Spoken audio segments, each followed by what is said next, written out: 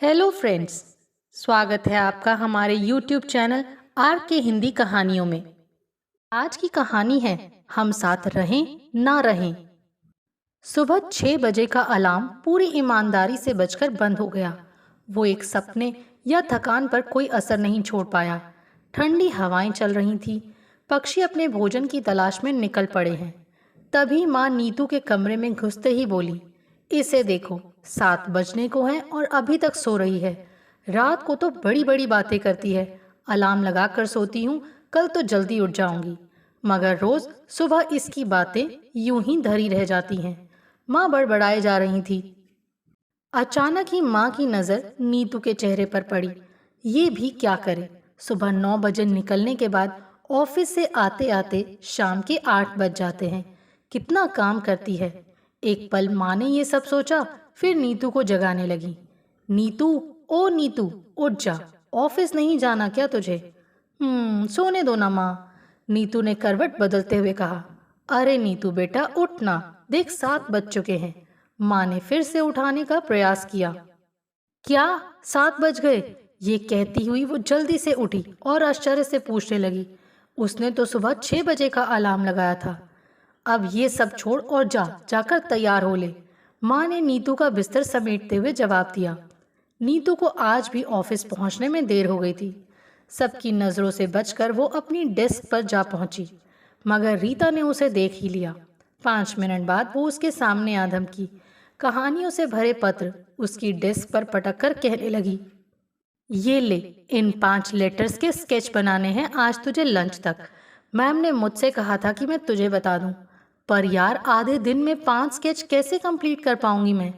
ये तेरी सिरदर्दी है, इसमें मैं क्या कर सकती हूँ? और वैसे भी मैम का हुक्म है। कहकर रीता अपनी डेस्क पर चली गई। बचपन से ही अपनी आंखों में पेंटर बनने का सपना लिए नीतू अब जाकर उसे पूरा कर पाई है।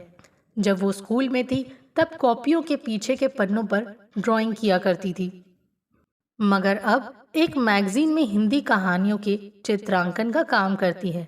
अपनी चेयर को आगे खिसकाकर वो आराम से बैठी और बुझे मन से एक पत्र उठाकर पढ़ने लगी।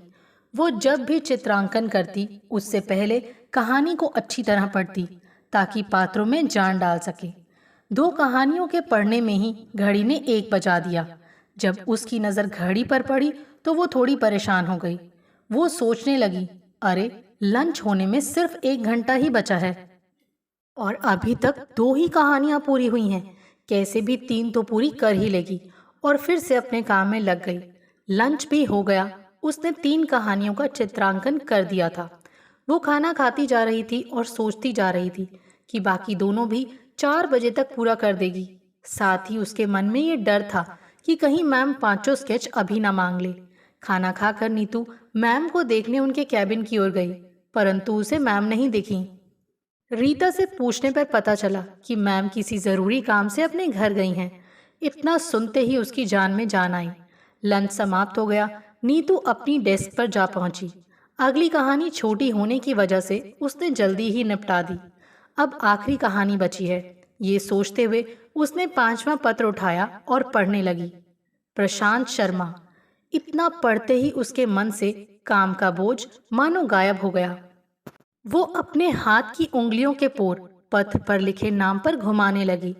उसकी आंखें बस नाम पर ही टिकी रहीं। देखते ही देखते वो अतीत में खोने लगी। तब उसकी उम्र 15 साल की रही होगी। 9वीं क्लास में थी।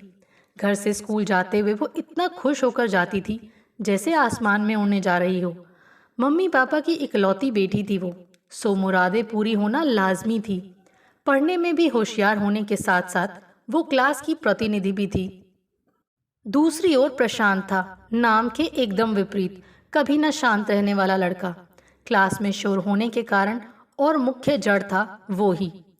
पढ़ाई तो वो नाम मात्र ही करता था। क्या ये वही प्रशांत है? दिल की धड़कनें जोरों से धड़कने लगी। तुरंत उसने पत्र को पलटा और ध्यान से हैंडराइटिंग को देखने लगी। बस चंद सेकंड में ही उसने पता लगा लिया कि ये उसकी ही हैंडराइटिंग है। फिर से अतीत में लौट गई वो। साल भर पहले तो गुस्सा आता था उसे, पर न जाने क्यों धीरे धीरे ये गुस्सा कम होने लगा था उसके प्रति। जब भी वो इंटरवल में खाना खाकर चित्र बनाती तो अचानक ही पीछे से आकर वो उसकी कॉपी ले भागता था। कभी मन करता था कि दो घूंसे मुंह पर टिका दे, मगर हर बार वो मन मारकर रह जाती। रोज की तरह एक दिन इंटरवल में वो चित्र बना रही थी। तभी क्लास के बाहर से भागता हुआ प्रशांत उसके पास आया। वो समझ गई कि कोई ना कोई शरारत करके भाग आया है। तभी उसके पीछे दिनेश, जो उसकी ही क्लास में पढ़ता था, वो भी वहां आ पहुंचा और उसने लकड़ी वाला डस्टर उठाकर प्रशांत की ओर फेंकना चाहा। उसने वो डस्टर प्रशांत को निशाना बनाकर फेंका। उसने आप देखा न ताब प्रशांत को बचाने के लिए अपनी कॉपी सीधे डस्टर की दिशा में फेंकी, जो डस्टर से जा टकराई। प्रशांत को बचाकर वो दिनेश को पीटने गई, पर वो भाग गया। अरे, आज तो तूने मुझे बचाया। मुझे? प्रशांत आश्चर्य से बोला। हाँ तो क्या हो गया, उसने जवाब दिया। अचानक प्रशांत मुड़ा और अपने बैग से एक नया विज्ञान का रजिस्टर लाकर उसे देते हुए बोला, ये ले, आज से तू चित्र इसमें बनाना। वैसे भी मुझे बचाते हुए तेरी कॉपी घायल हो गई है। उसने रजिस्टर लेने से मना कर दिया। अरे ले ले, पहले भी तो मैं तुझे कई बार परेशान कर चुका हूँ, पर अब से नहीं करूँगा। जब उसने ज़्यादा जोर दिया तो उसने रजिस्टर ले लिया, जो आज भी उसके पास रखा है। ऐसे ही एक दिन जब उसे स्कूल में बुखार आ गया तो तुरंत वो टीचर के पास गया और उसे घर ले जाने की अनुमति मांग आया। टीचर के हामी भरते ही वो उसका बैग उठाकर घर तक छोड़ने गया। वहीं शाम को वो उसका हाल जानने उसके घर फिर चला आया। उसकी इतनी परवाह करता है वो, ये देखकर उसका उससे लगाव बढ़ गया था। साथ ही वो ये भी समझ गई थी कि कहीं ना कहीं वो भी उसे पसंद करता है। पर 10 सालों में वो एक बार भी उससे नहीं मिला। दिल्ली जैसे बड़े शहर में न जाने कहाँ खो गया। रीता, इसकी एक कॉपी को मेरे कैबिन में भिजवाओ जल्दी। अचला मैम की आवाज़ कानों में पड़ने से उसकी तंद्रा टूटी। मैम आ गई थी। अपने कैबिन में जाते जाते मैम ने उसे देखा और पूछ बैठी, हाँ, वो पांचों कहानी के स्केचेस तैयार कर लिए तुमने? बस एक बाकी है मैम, उसने चेयर से उठते हुए जवाब दिया। गुड, वो भी जल्दी से तैयार करके मेरे पास भिजवा देना। ओके ओके मैम, कहकर नीतू चेयर पर बैठी और फटाफट प्रशांत की लिखी कहानी पढ़ने लगी। 10 मिनट पढ़ने के बाद जल्दी से उसने स्केच बनाया और मैम को दे आई। ऑफिस का टाइम भी लगभग पूरा हो चला था। शाम 6 बजे ऑफिस से निकलकर नीतू बस का इंतजार करने लगी। कुछ ही देर में बस भी आ गई। वो बस में चढ़ी, इधर उधर नजर घुमाई तो देखा कि बस में ज्यादा भीड़ नहीं थी, गिने चुने लोग ही थे। कंडक्टर से टिकट लेकर वो खिड़की वाली सीट पर जा बैठी और बाहर की दुकानों को निहारने लगी। अचानक बस अगले स्टॉप पर रुकी और फिर चल दी। हाँ भाई बताइए, बस के इंजन के नीचे दबी कंडक्टर की आवाज मेरे कानों में पड़ी। करोल बाग 1, पीछे से किसी ने जवाब दिया। लगभग 1 घंटा तो लगेगा। अभी इतना सोचकर वो पर्स से मोबाइल और ईयरफोन निकालने लगी कि अचानक कोई आकर उसकी बगल में बैठ गया। उसे देखने के लिए उसने अपनी गर्दन घुमाई तो बस देखती ही रह गई। वो खुशी से चिल्लाती हुई बोली, प्रशांत, तुम? प्रशांत ने घबरा कर उसकी ओर देखा। अरे नीतू, इतने सालों बाद कैसी हो? और वो सवाल पर सवाल करने लगा। मैं अच्छी हूँ, तुम कैसे हो? नीतू ने जवाब देकर प्रश्न किया। उसे इतनी खुशी हो रही थी कि वो सोचने लगी कि अब ये बस 2 घंटे भी ले ले तो कोई भी बात नहीं। मैं ठीक हूँ, और बताओ क्या करती हो आजकल? वही जो स्कूल के इंटरवल में करती थी। अच्छा, वो चित्रों की दुनिया। हाँ, चित्रों की दुनिया ही मेरा सपना, और मैंने अपना वही सपना पूरा कर लिया है। सपना कौन सा? अच्छी स्केचिंग करने का। हाँ, स्केचिंग करते करते मैं एक दिन अलंकार मैगजीन में इंटरव्यू दे आई थी। बस उन्होंने रख लिया मुझे। बधाई हो, कोई तो सफल हुआ। और तुम क्या करते हो? जॉब लगी या नहीं? जॉब तो नहीं लगी। हाँ, एक प्राइवेट कंपनी में जाता हूँ। तभी प्रशांत को कुछ याद आता है। 1 मिनट, क्या बताया तुमने? अभी कौन सी मैगजीन? अलंकार मैगजीन, नीतू ने बताया। अरे उसमें तो।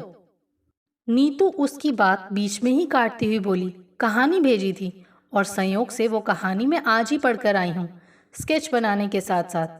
पर तुम्हें कैसे पता चला कि वो कहानी मैंने ही भेजी थी? नाम तो कईयों के मिलते हैं। सिंपल, तुम्हारी हैंडराइटिंग से। क्या, मेरी हैंडराइटिंग से? तो क्या तुम्हें मेरी हैंडराइटिंग भी याद है अब तक? हाँ मिस्टर प्रशांत। ओह, फिर तो अब तुम पूरे दिन चित्र बनाती होगी और कोई डिस्टर्ब भी नहीं करता होगा मेरी तरह, है ना? हाँ वो तो है। देख ले, सब जानता हूँ ना मैं। लेकिन तुम एक बात नहीं जानते प्रशांत। कौन सी बात? बार बार मुझे स्कूल की बातें याद आ रही थी। मैंने सोचा कि बता देती हूँ, क्या पता फिर ऊपर वाला ऐसा मौका दे या ना दे। ये सोचकर नीतू बोल पड़ी, प्रशांत मैं तुम्हें पसंद करती हूँ। क्या? प्रशांत ऐसे चौंका जैसे उसे कुछ पता ही ना हो। तब से जब हम स्कूल में पढ़ते थे, और मैं ये भी जानती हूँ कि तुम भी मुझे पसंद करते हो ना? प्रशांत ने शर्माते हुए हाँ में अपनी गर्दन हिलाई। तभी बस एक स्टॉप पर रुकी। हम खामोश होकर एक दूसरे को देखने लगे। तेरी शादी नहीं हुई अब तक? प्रशांत ने प्रश्न किया। नहीं। और तुम्हारी? नहीं। न जाने क्यों मेरा मन भर आया और मैंने बोलना बंद कर दिया। क्या हुआ नीतू, तुम चुप क्यों हो गई? प्रशांत, शायद मेरी जिंदगी में तुम हो ही नहीं, क्योंकि कल मेरी एंगेजमेंट है और तुम इतने सालों बाद आज मिले हो। इतना सुनते ही प्रशांत का गला भर आया। वो बस इतना ही बोला, क्या कल ही? दोनों एक झटके में ही उदास हो गए। कुछ देर खामोशी छाई रही। कोई बात नहीं नीतू, प्यार का रंग कहीं ना कहीं मौजूद रहता है हमेशा, प्रशांत ने रूंधे मन से कहा। मतलब? नीतू ने पूछा।